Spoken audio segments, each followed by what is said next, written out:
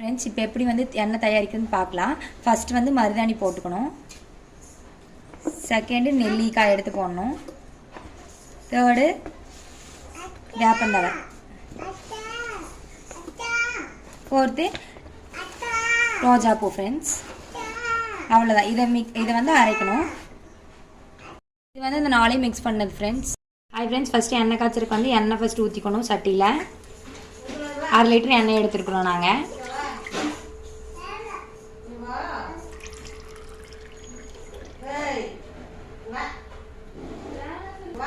அப்புறம் வெந்தயம் போடணும். ஃப்ரெண்ட்ஸ் எண்ணெய்க்குள்ளே வந்து வெந்தயம் போடணும். எண்ணெய்க்கு அப்புறம் எண்ணெய் போட்டால் ஃபஸ்ட்டு, அதுக்கப்புறம் வெந்தயம், அதுக்கப்புறம் ஆலிவ் ஆயில் விதை போட்டிருக்கோம். ஆலிவ் ஆயில் விதை போட்டிருக்கோம். அது வந்து 50 கிராம் ஆலிவ் ஆயில் விதை போட்டிருக்குறோம். அதுக்கப்புறம் பார்த்தீங்கன்னா செம்பருத்தி இலை மிக்ஸ் பண்ண போகிறோம். செம்பருத்தி இலை போட்டோம். அப்புறம் கருவேப்பிலை தழை போடுறோம். அது ஒரு கைப்பிடி அளவு போட்டோம். செம்பருத்தலை அதே மாதிரி ஒரு 6 தலை இல்லை 7 தலை இது 4 பிச்சு போட்டுக்கலாம். ஃப்ரெண்ட்ஸ் இப்போ செம்பருத்தி தலை வந்து காஞ்ச தலையாக இருந்தாலும் சரி, இல்லை வந்து ஃப்ரெஷ்ஷான தலையாக இருந்தாலும் சரி, எவ்வளோ தலை வேணால் மிக்ஸ் பண்ணிக்கலாம். ஒரு 10-15 தலை எவ்வளோ வேணால் நம்ம மிக்ஸ் பண்ணிக்கலாம். நம்ம எண்ணெய் எவ்வளோ காய்ச்சணுமோ அதை பொறுத்து மிக்ஸ் பண்ணிக்கலாம். ஃப்ரெண்ட்ஸ் 1/2 லிட்டருக்கு நாங்கள் வந்து ஒரு 10 தலை போட்டிருக்கோம். அது இல்லாமல் காஞ்ச தலையில் இருந்துச்சுன்னா எக்ஸ்ட்ரா மிக்ஸ் பண்ணிக்கலாம்.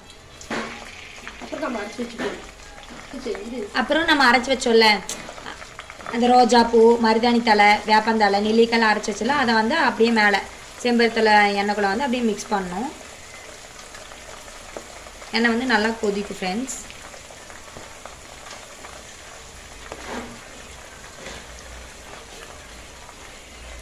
அப்படியே நல்லா ரொம்ப நல்லா கொதிக்கிற அளவுக்கு வந்து இது பண்ணி அப்படி மிக்ஸ் பண்ணிகிட்டே இருக்கணும். கொஞ்சம்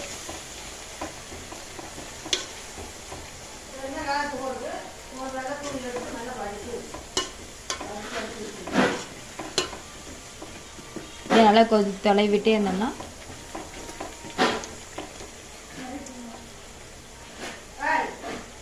எண்ணெய் வந்து நல்லா காய். ஃப்ரெண்ட்ஸ் பார்த்துக்கோங்க, கொதிக்குது.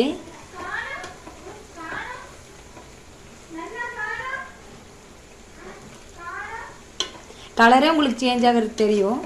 இது ரொம்ப வந்து நல்லது. ஃப்ரெண்ட்ஸ் முடி நல்லா வளரு.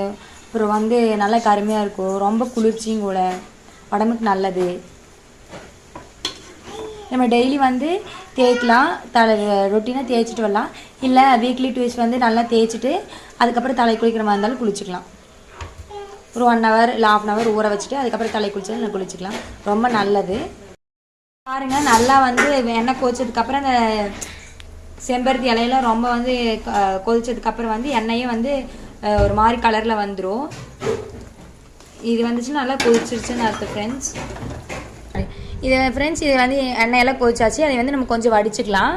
வடித்து அந்த கலரில் வந்துடும். இது என்ன பண்ணோன்னா 2 நாள் இல்லை 3 நாள் வந்து நல்லா ஸ்டோர் பண்ணி அப்படியே வச்சுட்டு, ஃப்ரிட்ஜுக்குள்ளே வைக்கக்கூடாது, நார்மலாக வெளியே வச்சுட்டு ஒரு 2 நாளுக்கு அப்புறம் வந்து ஒயிட் துணி இருக்குல்ல ஃப்ரெண்ட்ஸ், அந்த ஒயிட் துணி வந்து நல்லா இந்த சக்கையெல்லாம் போட்டு எண்ணெயெல்லாம் போட்டு நல்லா புழிஞ்சு விட்டு இந்த மாதிரி இது பண்ணிட்டோம்னா போதும். ஃப்ரெண்ட்ஸ் இல்லை சல்லடை எதாக இருந்தாலும் ஓகே. அந்த அரைச்சி வச்சதெல்லாம் எடுத்துகிட்டு அந்த ஆயில் மட்டும் நம்ம தனியாக வடிச்சிட்டா ஓகே. இது நம்ம ரொட்டீனாக தேய்ச்சிக்கலாம்.